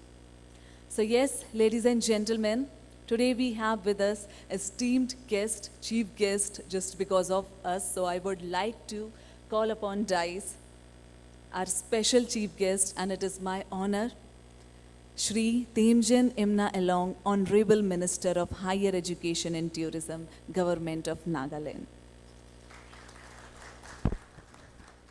Over to you, sir.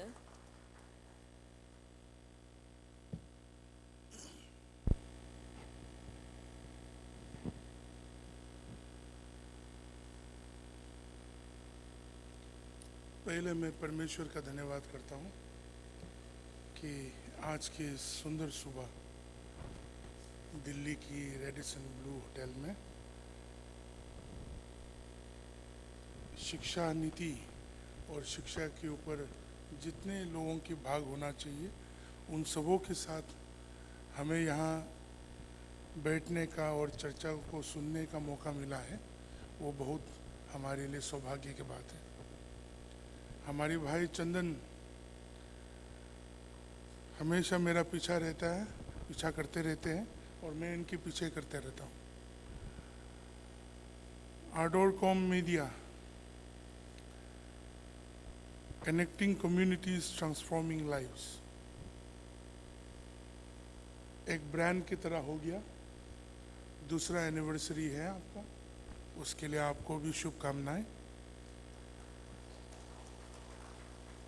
मंच में बैठे हुए हमारी वशिष्ठ आदरणीय जितने भी शिक्षा के ऊपर विभिन्न नीतियों को बनाने के लिए सोच के और इम्प्लीमेंट करने वाले लोग हैं, आप सबों को नागालैंड प्रदेश का उच्च शिक्षा की तरफ से आप सबों को नमस्ते, हमारी सरकार की तरफ से भी नमस्ते, और आप लोग जितने लोग यहाँ इस इंडस्ट्री के साथ जुड़ा हुए लोग हैं, आप सबों को नमस्ते। It is actually a very pleasure to be part of the initiative for education in our country. मैं जानता हूँ कि आप लोग सब यहाँ मतलब थर्ड भाषा में बोले तो एजुकेशन के ऊपर धंधा करने वाले लोग सब आए हैं। हम भी एजुकेशन के ऊपर, शिक्षा के ऊपर, मतलब भाषा बोले तो थोड़ा गलत होता है, मतलब धंधा करने वाले बोलेगा तो कुछ और बात चला जाएंगे। मगर हमारी इस भारत देश का आने वाले सदी में जो हमारे देश को लेके जाएंगे, देश को उन्नति की दौर में बढ़ा के लेके जाएंगे, उन बच्चों के ऊपर, उन हमारे भाइयों और बहनों के ऊपर शिक्षा नीति जो 2020 में शुरू हुआ, हमारे लोकप्रिय आदरणीय प्रधानमंत्री जी नरेंद्र मोदी जी के नेतृत्व में, और मैंने पिछले हफ्ता ही शिक्षा मंत्री हमारे बड़ा भाई धर्मेंद्र जी को भी मिला था। 2 बार उन्होंने समय दिया हमारी पूरी मंत्रालय को, और कल शाम को भी शिक्षा का सेक्रेटरी साहब मूर्ति जी के साथ काफ़ी लंबा विचार विमर्श करके आया हूँ। हम लोग सब इस देश के साथ जुड़ा हुआ है। मैं बहुत साधारण वाला बात बोलूँगा, ज़्यादा बड़े बड़े बात नहीं बोलूँगा। और इस शिक्षा नीति जो आया है इस बार, ये इस देश का पूरा दृष्टि को और संकल्प लेके आया है। हम लोग अंग्रेजों की जमाना का शिक्षा नीति को ले चल पड़ा था और काफी इंस्टीट्यूशनलाइज्ड हो गया था उन चीजों में, बदल नहीं रहा था। बच्चे जो सबसे अच्छा रट्टा मारेंगे वही अच्छा मार्क्स लेके कॉलेजों में और कॉलेज से ऊपर और लेके चलते थे। मगर आज हमारे इंस्टीट्यूशंस को, यूनिवर्सिटीज को, विश्वविद्यालयों को अपना बच्चों के अनुसार, आपका सोच विचार के अनुसार आपको क्यूरेट करने का मौका दे रहे हैं। और वही जो शिक्षा प्राप्त करने के लिए कोशिश कर रहे हैं, वो लोग भी अपनी जिंदगी को क्यूरेट करने का मौका दे रहे हैं। Don't you think so? The new education policy gives the opportunity to the leaders and parents of the industry of education to curate the lives of these students, and also the students to curate what their goals are. This has never happened in our country.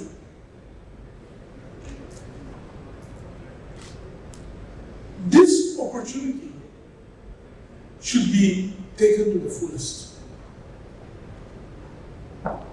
Industry के विषय में हम लोग बात करते हैं, technology के ऊपर बात करते हैं, सब जरूरत है। आर्टिफिशियल इंटेलिजेंस का प्रभाव आजकल बहुत बड़ा हो रहा है। मैं हमेशा कहता हूं, रोबोटिक्स के विषय में बात करते हैं। हमारे देश भारत पैंडेमिक के समय में हमने देखा है, वर्चुअल क्लासरूम्स जो कभी सोचे नहीं थे, वो वास्तविकता में हम लोगों ने करके देखा। उन सब चीजों का उपलब्धि है, मगर हमें जो शिक्षा के ऊपर हम लोग इंडस्ट्री के जो लोग हैं, हमें हमेशा एक चीज याद रखना चाहिए। We have to remember one thing very clearly, is how to make the institution of the person be able to win over the challenges of his life or her life.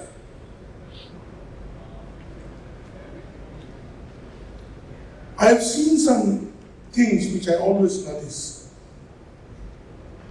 You go to many places, you go to great temples, it looks very good.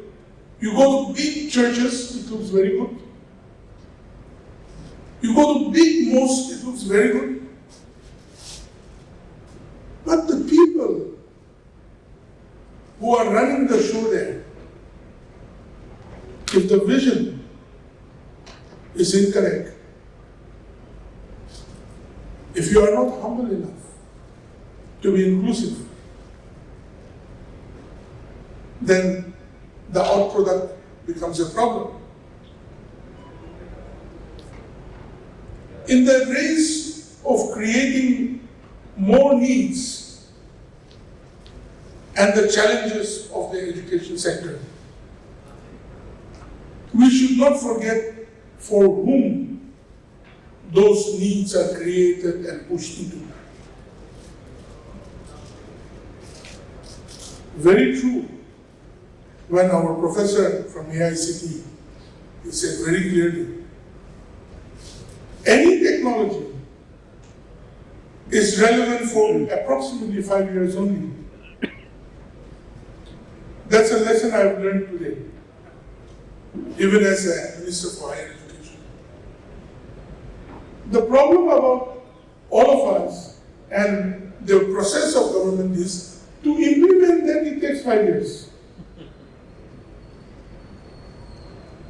We believe in critical philosophy also. Philosophical criticisms, we all welcome. So, being part of the government, being part of the ruling party, we will also speak with our leaders and we will speak among ourselves how to bring down those, roadways. I'm not talking about the road. Bring down to executing those policies faster and better. Professor, I'm saying right, you are an academician and a technocrat, so you may agree or not agree. But what I'm seeing is that implementing a certain policy and creating the guidelines and making it be implemented is the greatest challenge that governments after governments are trying hard and yet failing to deliver. So, all of you, I request you, When you meet policymakers, technocrats, bureaucrats of the government, don't just praise all of us all the time. Sometimes speak to them in the way that is needed to be spoken and tell us that this is wrong. This is the way you need to go about. Or this is a better suggestion. This is a better way. I always speak to most of my seniors and to all of us. Guidelines are there not to be a roadblock for enabling you to do something. It is there to guide us to do it better. The challenges are many all over the country.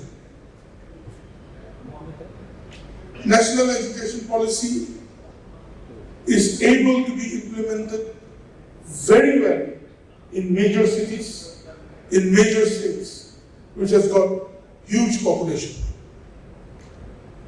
And where the pursuit of knowledge have become an industry also. But there are challenges. In the easternmost part of our country, challenges in Nagaland, in Mizoram, in Arunachal, in Tripura, in Sikkim, where the population is very sparse. बहुत कम आबादी है हम लोग का।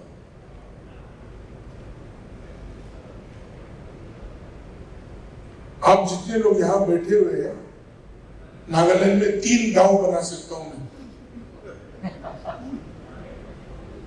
3 villages minimum.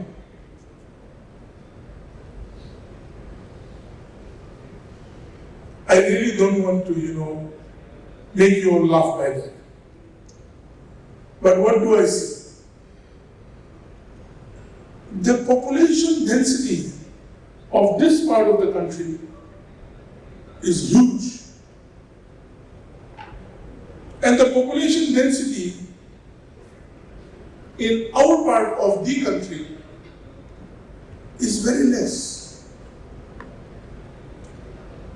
कभी कभार तो रास्ते में जब रात को निकलते हैं, गाड़ियां कम मिलते हैं और इंसान कम मिलते, जानवरों को मिल जाते हैं रास्ते में. So it is a paramount task for my department to implement many things in a better way.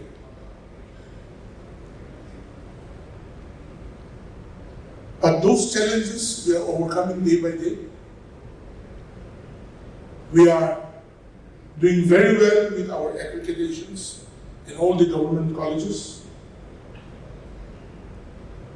Today in Nagaland, government colleges are seen as the best centers of excellence for education.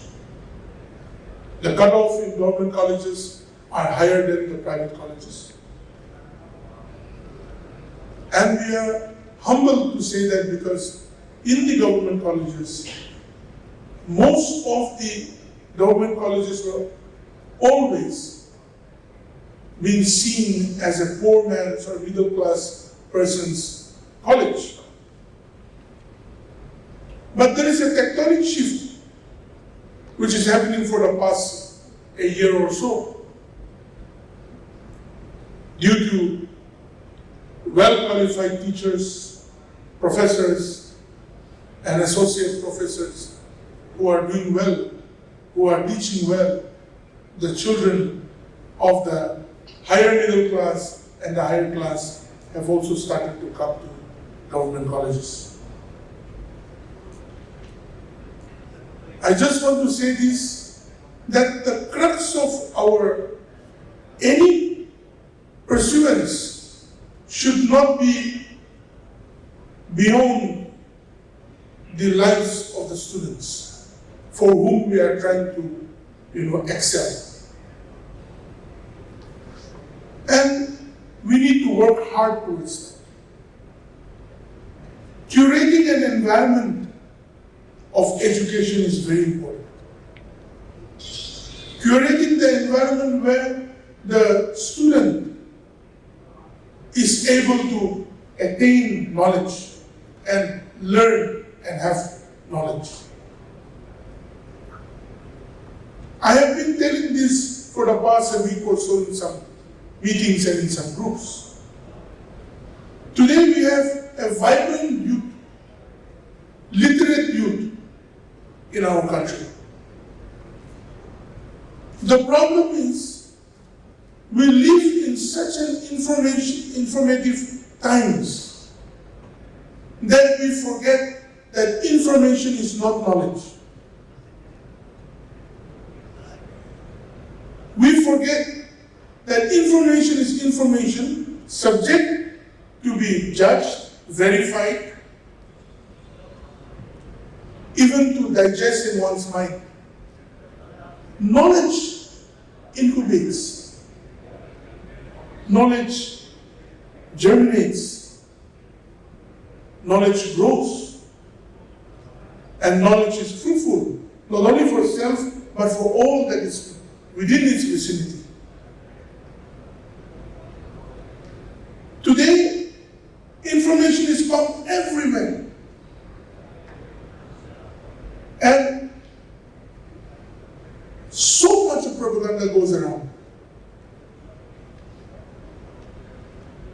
But we of the education industry are those people whose strength is to allow our students, our teachers, and the policymakers of it to be knowledgeable.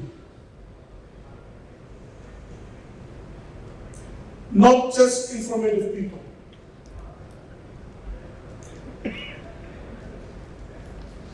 Today, most of you and most of us, when we see, every morning, every evening, we get only information. In your mobile phones, you get information every moment. In your WhatsApp group, you get information every moment. आजकल TV देखना भी बहुत boring हो गया। पहले तो जब छोटे होते थे, TV used to be watched in a family group, not all the time throughout the day, in the evening time or maybe, and we used to gain knowledge. मतलब रामायण क्या होते थे? रामानंद सागर मैंने जिंदगी में नहीं देखा, मगर उसका नाम भूलते नहीं। हर रविवार को सुबह उसका वो सीरियल चलना। I've never met Mr. Pranoy, a very eminent journalist, but the world this week, उसको देखते देखते फ्राइडे में, we have grown up. I don't know, this Hamdard company, but हमदर्द का चिटकारा करके एडवर्टाइजमेंट होता था, एकदम आदमी का वो पीने के बाद तो कूद जाते थे। And documentaries were there. We were young, but we used to be happy to watch. Cartoons like He-Man was there, Tom and Jerry देखते देखते बड़ा हूँ। Tom and Jerry practical में अभी हो रहा है राजनीति में। We have grown up with good, knowledgeable information. आज टीवी खोलो, न्यूज में लड़ते रहते हैं, बुला बुला के डांट डांट के भेजते हैं।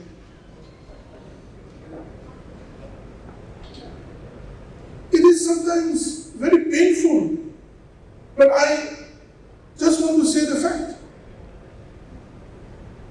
इतना आदमी मर गया, 50 बार वही बात दोहरा रहा है, वो मर गया, वो मर गया। मैं कल तो शाम को टीवी बंद कर दो बोला। My mind was getting disturbed.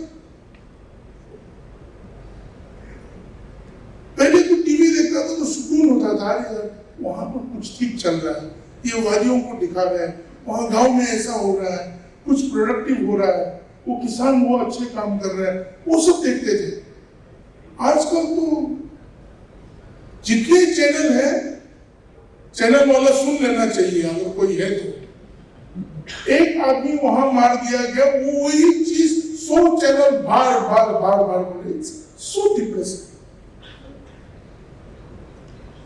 भगवान का कृपा हमें टीवी देखने को ज्यादा मौका नहीं मिलते हैं, मगर कल 2-3 घंटे क्योंकि पार्लियामेंट के सेशन थे, हम लोगों का मन में ये था ये लोग कुछ गड़बड़ करेगा, तो वो सब चीजों के लिए थोड़ा देख रहा था, मोदी जी का भाषण को सुन रहे थे, और वो मणिपुर वाला इशू आ गया तो थोड़ा काम धाम वो लोग करने लगा। But the same thing being repeated 1,000 times is not necessary. So much of negativism. बच्चों को तो कैसा भी टीवी नहीं दिखाना चाहिए, otherwise they will grow up fighting. I'm telling you, why I'm bringing this topic in our such a forum is that we need to know and curate what we have to do for our children. And many a times we fail. हमें कमी है। इस बार पिछले tenure के बाद अभी चुनाव होकर हमारे प्रदेश में 4 महीने हुए। पहले बार दिल्ली आया हूं मेरे परिवार के साथ, मतलब मेरे पत्नी तो नहीं है, शादी नहीं किया हूं, मेरे भाई, उनकी पत्नी और उनके बच्चे, तो नागालैंड हाउस में रुका हूं। You know, some of the best time of my life I have had in Nagaland house. वो बेटा, वो बच्चे को मैंने ही नाम दिया था, क्योंकि मैं सबसे बड़ा हूँ, पिताजी नहीं है, मैंने उनका नाम इम्ना से नाम दिया, और इम्ना तुमसे सो, देखो मैं भी नाम भूल गया। हमारा बेटा, भाई का बेटा, इतना छोटा सा 3 साल का उम्र, वो मैं कौन हूं नहीं जानता।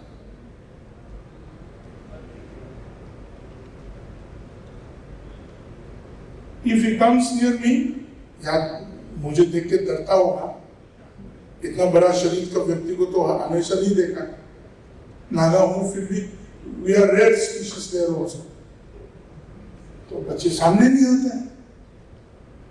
मैं उनकी माँ बाप को तो नहीं बताया, मगर मेरे मन में दुखी हो गया, यार मेरा बेटा मेरे पास नहीं आया। And then उनकी माँ बाप के पास तो जाते, ऑब्वियसली माँ बाप है, but one thing which I gain was, 2 हफ्ता रह के ट्रीटमेंट करके ऑपरेशन करके वो लोग चला गया। जाते जाते तो वो मेरा मतलब बड़ा पिता, नंबर 2, फादर नंबर 2, सामने निकट आने लगा, मिलने लगा, and he wasn't afraid to come near me anymore. So being in different rooms, but I could have the privilege to play with my brother's son, which is my son, my blood. And I was looking at his things, his lifestyle, you know, a 3-year-old boy. I reprimanded my brother and his wife. That boy has a pamper. He is much more greater expert than me. सुबह जागते ही वो, he knows everything. I don't know how I was 3 years old when I was. वो खोलना भी आता है, बंद करना भी आता है, वो कहाँ जाना जाते हैं, उसका बाद वो कौन सा गेम खेलना है, हम लोग सब मिलकर खेलेंगे तो he can do it better than us. But I'm afraid. I'm so afraid. The language he speaks is understood only 40% or so. Because he has gone into the computer and internet language. The sounds that the laptop makes when you press something, he can make it so well. And the cartoons that he watches, nowadays cartoons are also very scientific, not like before wala cartoons, no? Very scientific cartoons. He can speak those words very well, but not able to speak with the language that we speak well. अचानक से कुछ शब्दों को बोल देते, बाकी तो वो. What I want to tell you is, that is what, it's my fault also. We have curated out of him. He is terribly brilliant. 3-year-old boy, terribly brilliant, but the basic necessities of how a child should be is lost. My dear leaders who are here today, I have not come here to tell you a depressing story of my family. We need everything. But India's greatness of this nation is not the technology, is not the building, it is the people. I encourage the leaders of academia and the industry to curate knowledgeable, traditional, and strong citizens out of our people. The opportunity to do that is amongst all of us, and it is our collective responsibility. NEP 2020, what we want to see in 2030 is just in front of us. Let us also take time to allow this NEP 2020 to be within us, and we should have proper ability to curate it for our people. कहने के लिए तो बहुत कुछ है. Chief guest बुलाया चंदन जी ने तो थोड़ा ज्यादा समय लेंगे. मगर crux of what I want to say is that NEP 2020 is very important for the future of Bharat. Let us not only create wealth, but let us be incubators of knowledge, and the assertion of the idea of Bharat to the whole world, which our most honorable Prime Minister Narendra Modi ji always speaks about in every stream of his speech, or his assertion towards policy making for the nation and towards the world. Can this NEP 2020 play a very important role towards that in building our nation? So thank you very much. Bharat Mata ki Jai and Jai Hind.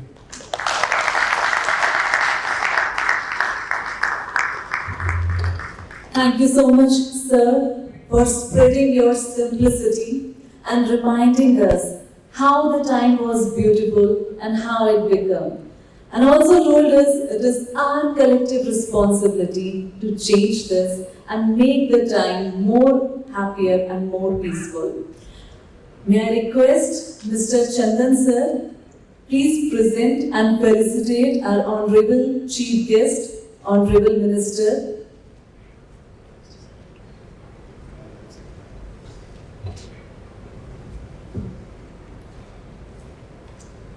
Shri Temjen, Imna, sir. Sir, we really admire your unmatched leadership. And you are a dynamic leader in the sectors of education, tourism, and lot you have done for the tribal people in your location, and have brought noticeable change and reforms. He's very active in social media, as many of the eminent speakers on the dais have said. And he's also very popular of his humor. You must have experienced that. I love to call him as a celebrity minister. He's actively posting his humorous and knowledgeful post on and even highlights the culture of Nagaland. I have rarely seen any minister like this. He may be highlighting his ministry or the portfolio which but the kind of affection he has for the culture of Nagaland, and which when he speaks apart from the ministry which he holds, gives a different perspective to admire and visualize your dimension of thought, sir. Thank you so much. Sir, I have witnessed your speech many few times earlier as well, and you have a unique style of speech, and I'm literally one of your top fans. When I say that, not top fan right now, but top fan on FB also. So I get a diamond icon whenever I like or comment on your post, which made me feel in one of the privileged class that I am the top fan of sir whenever I comment online. Thank you so much. So that encourages a lot of people to become his fan followers on FB by following ArdorComm Media FB page. My compliments and best wishes to you for a brighter and successful journey in years to come, sir. May you win elections after elections, and may I invite you event after events. It is our honor to present you a token of appreciation, sir. We present you a certificate and a trophy for your valuable and exemplary contribution towards the education community and the tourism sector.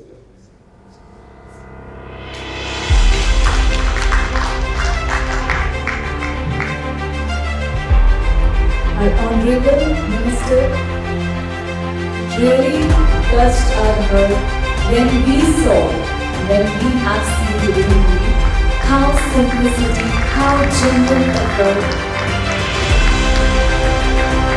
Honorable Minister has taken. And also, we all become the fans of Sir. Now, I really want to felicitate our chief guests because they have been immense contribution in the education sector. So please, Dr. Mrs. Pankaj, Secretary General Association of India University, has been on board.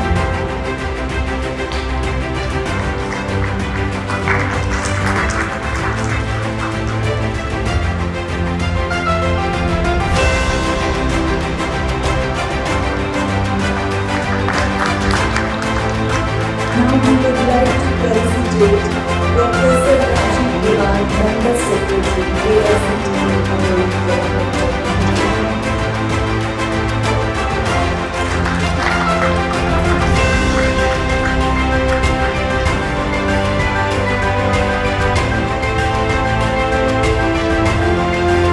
It's time to felicitate our guest speakers, Mr. Kunwar, Shri, Chancellor, Shri.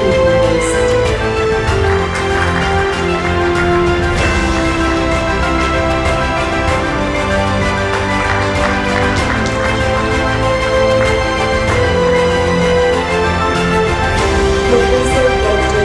Chitkara, Chancellor, Chitkara.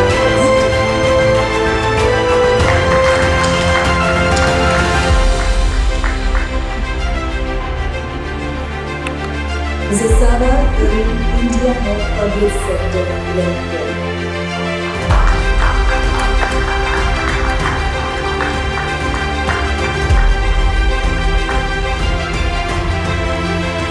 Mrs. Monica Agarwal, Director, Govt, Education.